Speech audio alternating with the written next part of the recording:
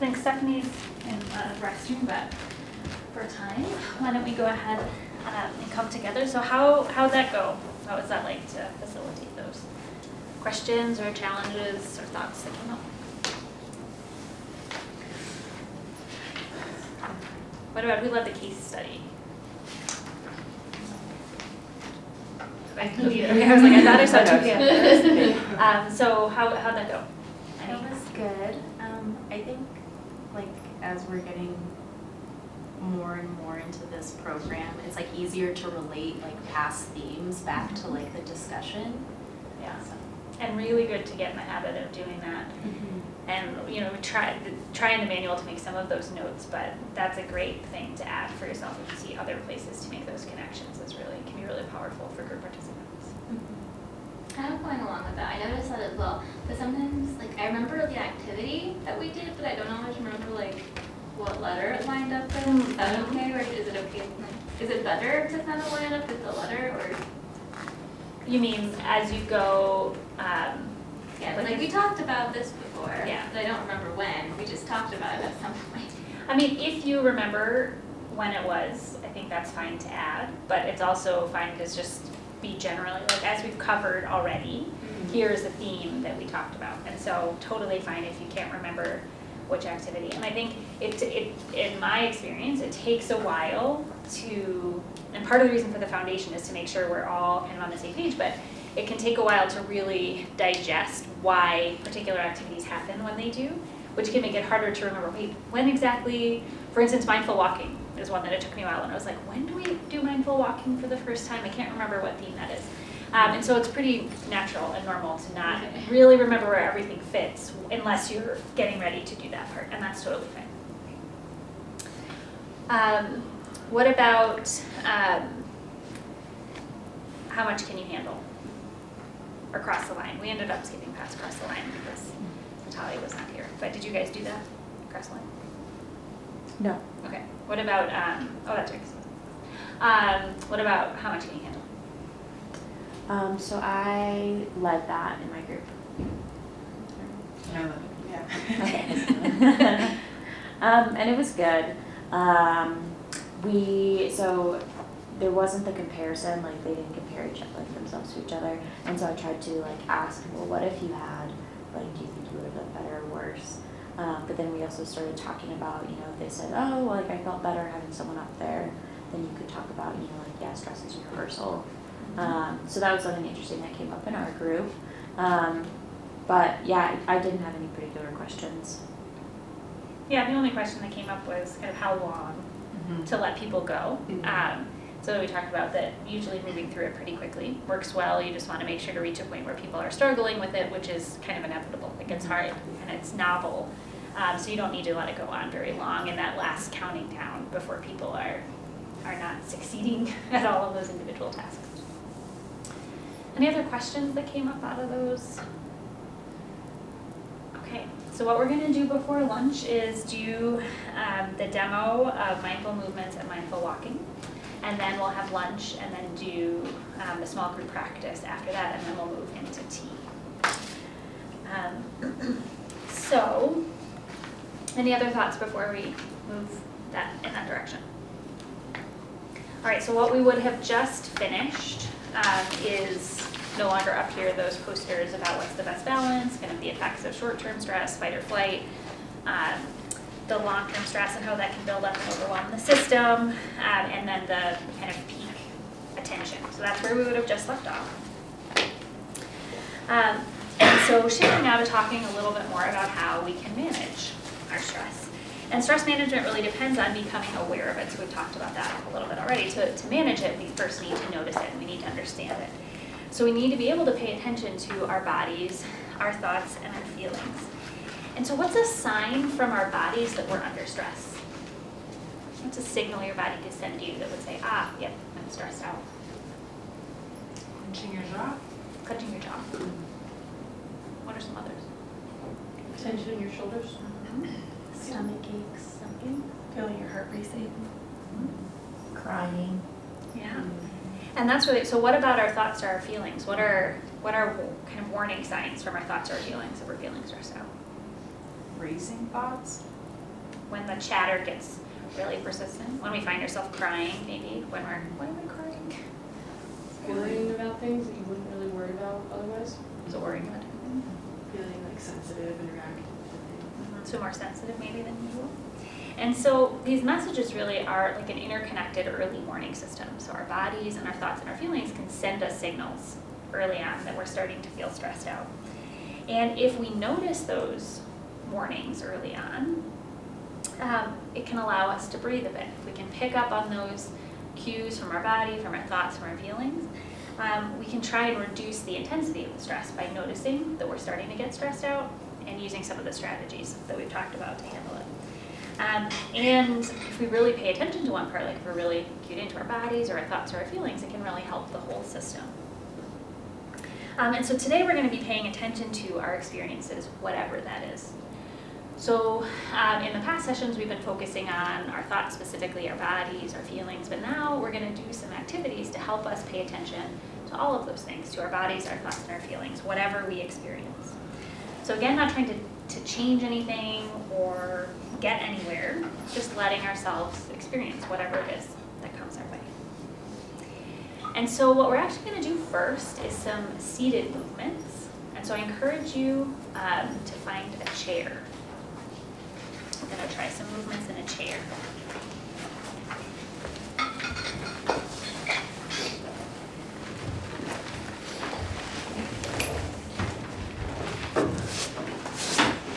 And when you find your seat in your chair, I encourage you to just take a few breaths to settle in to the seat.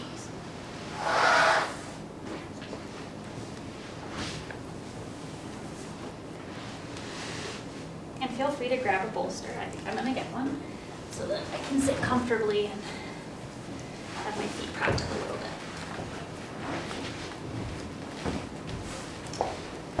You want to try and sit in the chair with your back straight but not stiff.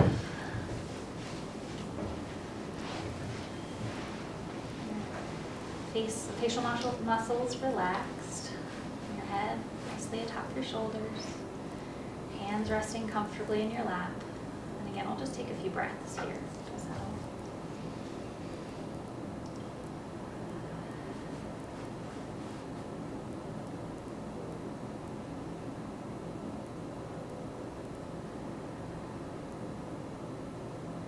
Now if you can bring your hands together in front of your chest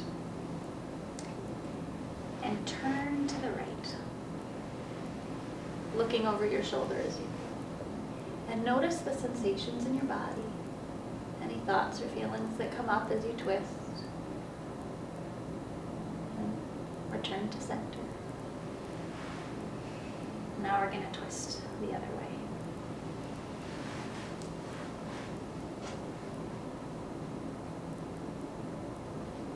And come back to center. We're going to do that one more time in the direction we just ended with. So turn to my left.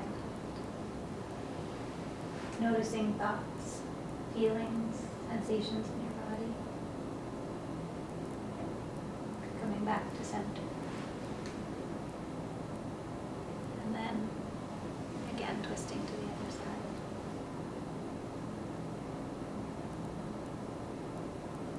Alright. You can return to center.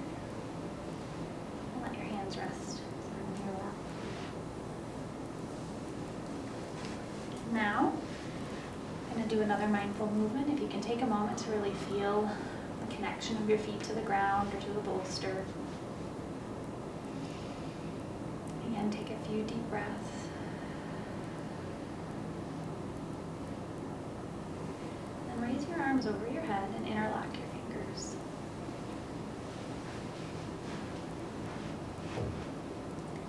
And we're going to stretch to the right. And paying attention to the sensations in your body, any thoughts or feelings that come up, and then return to center. And we'll do the same thing to the left. Feeling your feet rooted to the ground, but stretching gently over to the side. Return to center. All right, we'll do that one more time, moving to the left and the right at your own pace.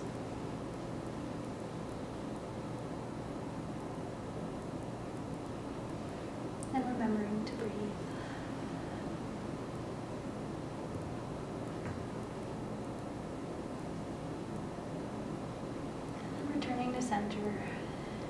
And returning your hands to your lap. All right, so we're gonna do some walking now.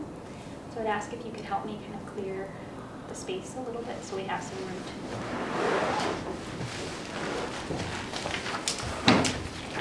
move.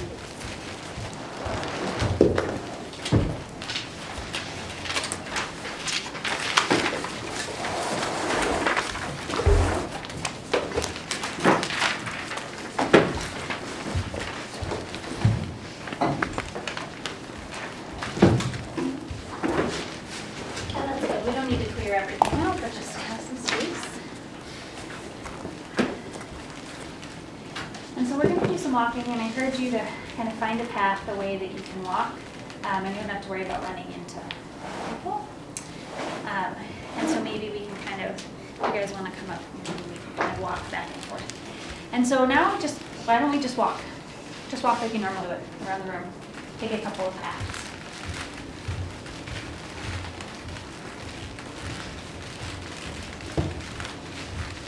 We'll do that one more time, and then come back to your starting position.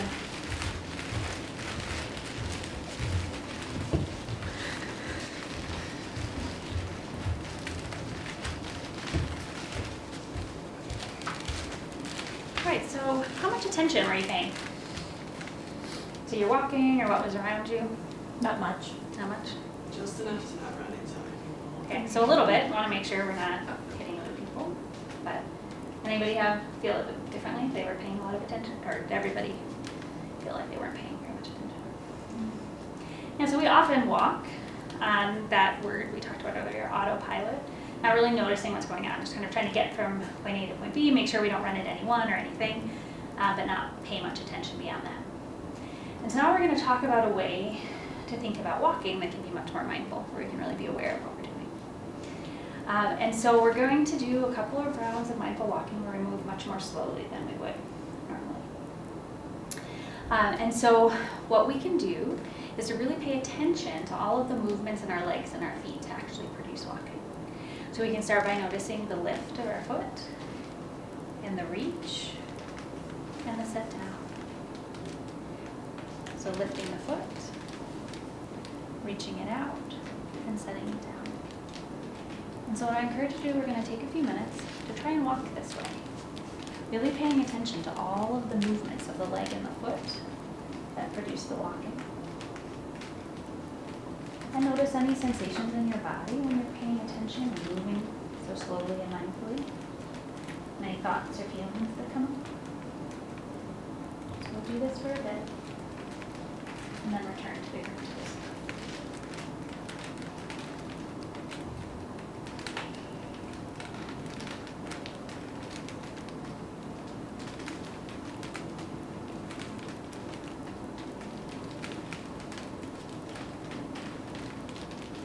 And if your attention wanders, get back to the walking, to the movements of your leg and your feet.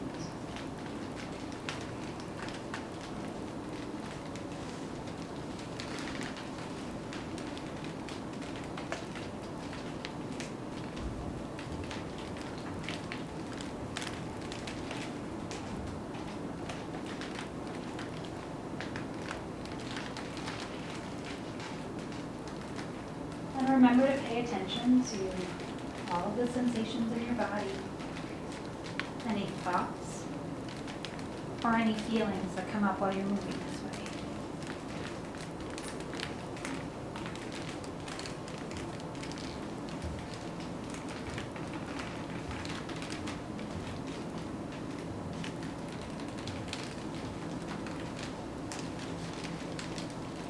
You can find your way back to where you started.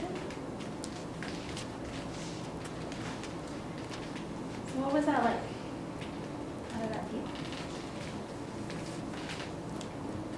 I felt more of the muscles in my individual foot when I was stepping down. So things you usually notice, those muscles.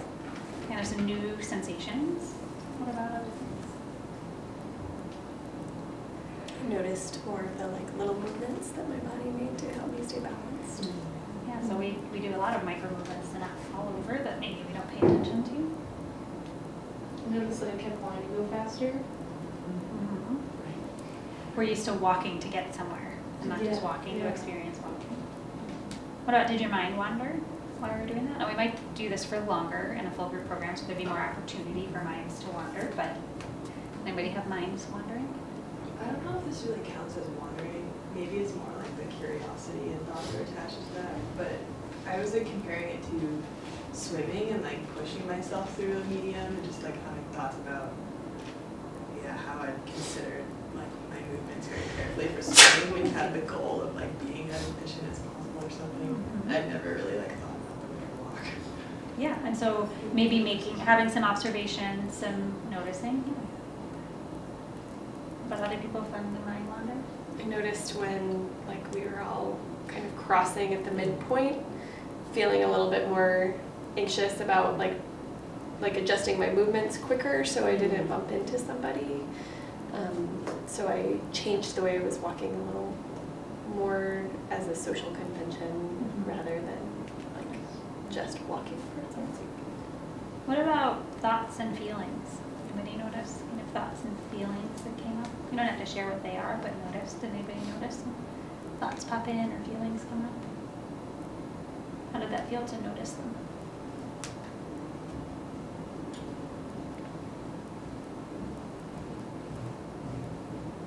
A little easier. I think it was easier to let thoughts go as I was focusing on actually moving versus just sitting. Sometimes that's harder to let them go.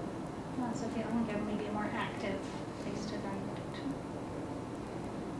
I remember kind of thinking like, oh, I don't know if I'm feeling anything and like actually looking for feeling and like trying to identify what it was and just noticing in those moments where like maybe a little off balance. This is just like Yeah, so struggling. we can have these urge to like create sensations. Yeah. And that part of the practice is feeling it's okay. Also, if we don't feel or think anything, to notice that too. And then if they come up, we can notice them, but that we don't have to try and create or change our experiences. So we're going to do one more pass. Now, encourage you to try and walk at a normal speed. We'll go a couple of times, but to try and walk more mindfully. So not as slowed down as we were doing. Bless you. But to walk at a regular pace more mindfully than we did that first time when we were kind of all on autopilot. All right?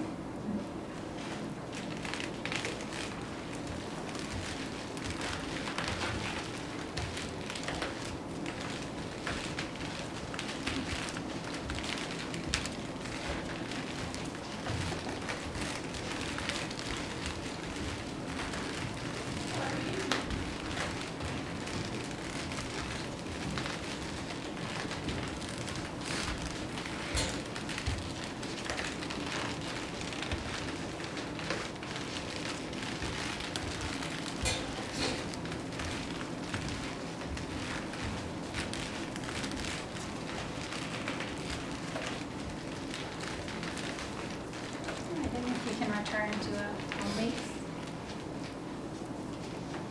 So what did you notice about that time? We were walking a little bit more quickly, but trying to maintain your mindful attention. Felt more soothing to me. More soothing than Then the like really slow one or the first one, the autopilot one. I still noticed like the angles at which I put my foot down and picked it up.